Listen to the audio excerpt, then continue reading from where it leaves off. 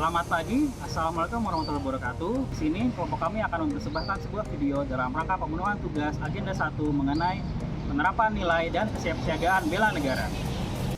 Menurut Undang-Undang Nomor 23 Tahun 2019 tentang pengelolaan sumber daya nasional untuk pertahanan negara, nilai dasar bela negara itu meliputi 5 hal.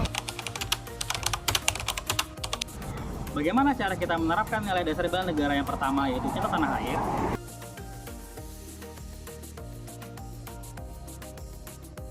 Yang kedua adalah dengan bangga menggunakan setiap produk yang dihasilkan di Indonesia.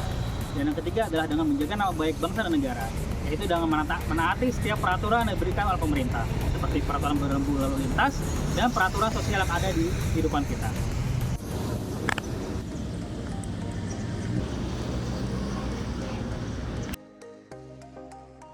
Kesadaran berbangsa dan bernegara artinya adalah memahami dan menyadari hak dan kewajiban sebagai warga negara Indonesia dalam konteks sistem bernegara, hukum, dan juga pemerintahan yang sah.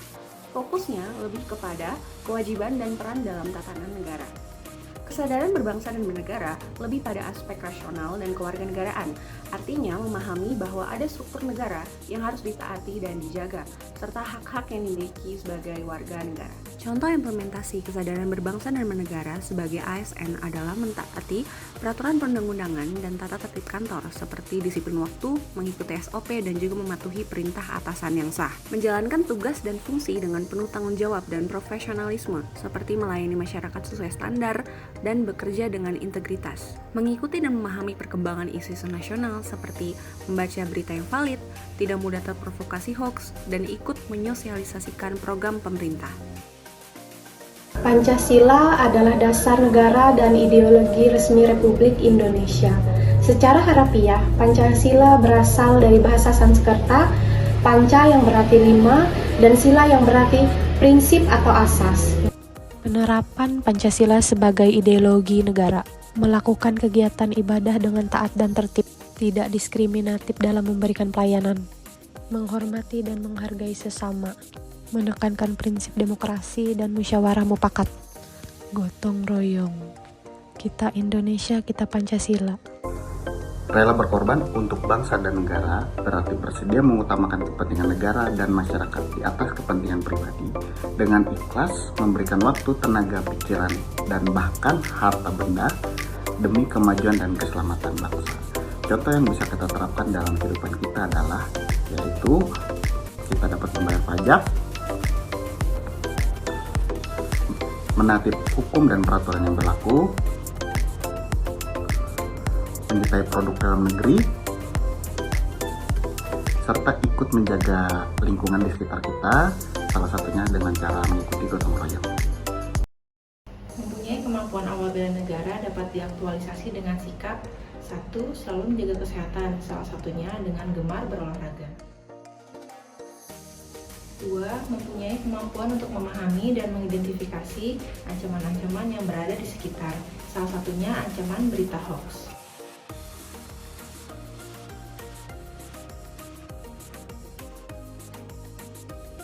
Nah, apa sih kesiapsiagaan bela negara itu? Kesiapsiagaan bela negara adalah suatu sikap siaga yang dimiliki oleh seluruh warga Indonesia, baik secara fisik, mental, maupun sosial, dalam menghadapi situasi yang mengancam keutuhan dan kedaulatan NKRI.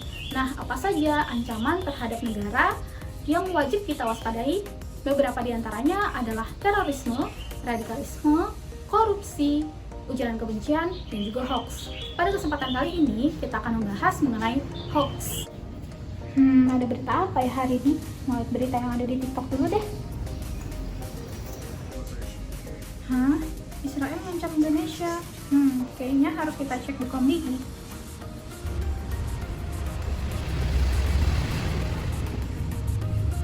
Oh, ini sih berita hoax. Di era globalisasi dan digitalisasi sekarang ini, ancaman terhadap negara yang paling mudah untuk menyebar adalah hoax. Apa sih itu hoax? Hoax merupakan berita ataupun pesan yang isinya tidak dapat dipertanggungjawabkan, baik secara isi maupun sumbernya. Dampak dari hoax sendiri di kalangan masyarakat akan menimbulkan kecemasan dan keresahan. Sedangkan hoax ini juga dapat menimbulkan rasa benci terhadap seseorang, dan juga beberapa kelompok tertentu, sehingga sifatnya adalah mengadu domba berbagai kalangan yang ada di masyarakat. Jangan salah, hoax itu banyak banget jenisnya. Apa aja ya?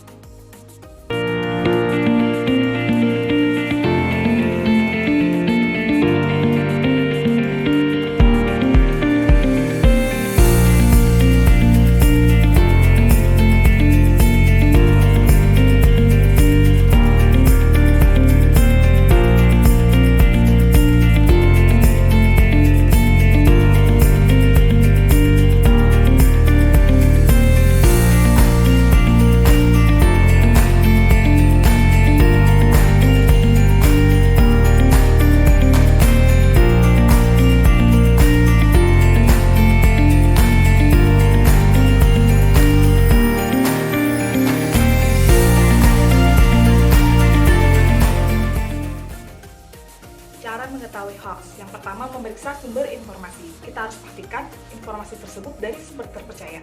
Sumber yang menyebarkan berita hoax biasanya menggunakan akun nama yang tidak jelas. Yang kedua, cermati dan perhatikan gaya penulisan. Sumber yang tidak kredibel biasanya memakai judul bombastis yang menarik perhatian. Yang ketiga, cek tanggal. Kita juga bisa cek tanggal atau waktu informasi. Biasanya informasi lama diangkat lagi. Ini bisa jadi informasi hoax. Yang keempat, periksa buktinya. Untuk mengetahui suatu informasi hoax, periksa sumber informasi yang dicantumkan, cari berita yang sama di situs berita resmi atau website lembaga pemerintah.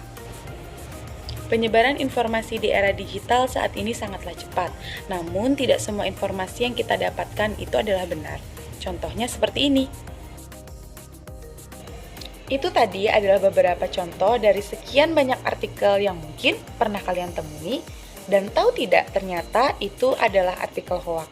Perlu kita ingat bahwa hoax dapat menyebabkan kesalahpahaman, kepanikan, serta kerugian yang nyata bagi masyarakat. Tapi tenang, ada 3 langkah utama yang dapat kita lakukan untuk menghindari hoax.